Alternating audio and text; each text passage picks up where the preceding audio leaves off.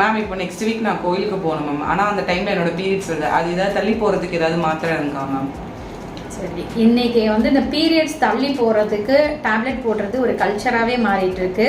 நான் நிறைய பேர்கிட்ட ரெக்வஸ்ட் பண்ணி கேட்டுக்கிறது என்னன்னா, பீரியட்ஸ் தள்ளி போகணும்னு தயவு செஞ்சு மாத்திரைகள் போடாதீங்க. ஹார்மோன் இன்டியூஸ்டு பில்ஸ் வந்து பீரியட்ஸ் தள்ளி போகணுன்றதுக்காக போடாதீங்க.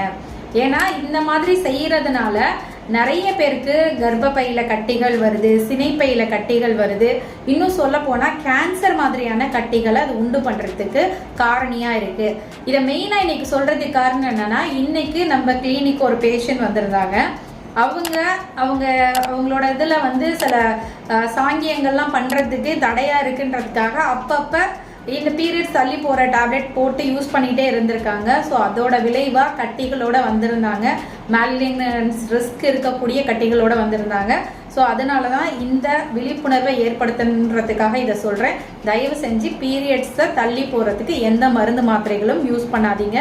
நம்ம முன்னாடி காலத்தில் எப்படி இருந்தோமோ அதே மாதிரியே இருங்க.